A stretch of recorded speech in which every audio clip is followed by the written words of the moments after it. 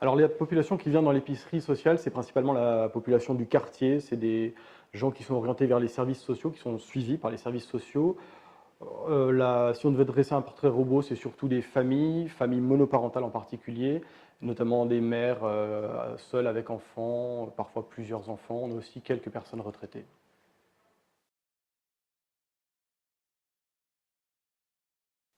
Alors l'épicerie sociale, la première fonction, c'est bien sûr l'aide alimentaire, mais on a aussi la volonté d'entourer les gens, de les accompagner et de leur permettre de sortir de l'isolement. Alors on organise ici des ateliers, ateliers cuisine, ateliers tricot-couture, réflexion sur l'alimentation.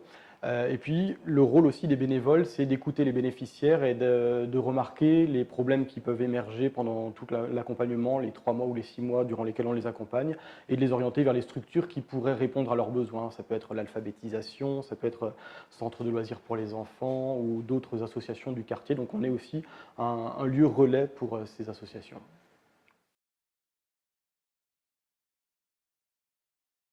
Alors, notre place dans l'économie sociale et solidaire, elle est vraiment d'accompagner des gens qui ne peuvent pas prétendre aux aides de grande urgence et qui sont dans la détresse. Toutes les personnes qu'on accompagne, ce sont des gens la plupart du temps qui ont un travail, parfois à temps partiel, mais qui ont quand même un travail ou qui ont des aides sociales, qui ont un logement et qui ne sont pas à la rue. Et on s'est rendu compte, quand on a voulu créer l'association, que toute cette partie de la population ne pouvait pas prétendre à des aides, mais qu'on pouvait les aider en leur permettant d'acheter les produits moins chers que dans le commerce pour faire des économies.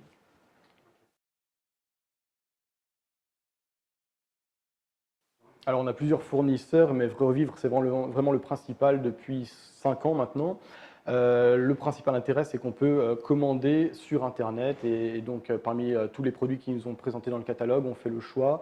Nous, on prend surtout du lait, du beurre, du sucre, de l'huile. Et le deuxième intérêt, c'est que tous les produits qui sont commandés, et on commande souvent des grosses quantités, tous ces produits sont amenés directement à l'épicerie, ils sont livrés tous les 15 jours.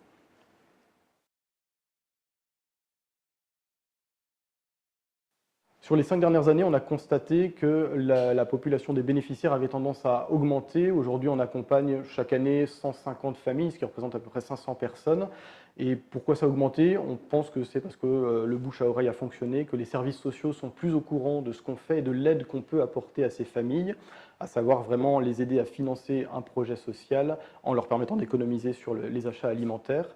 Et comme ça se sait davantage, on est une solution alternative pour ces personnes plutôt que de prétendre à des aides ailleurs.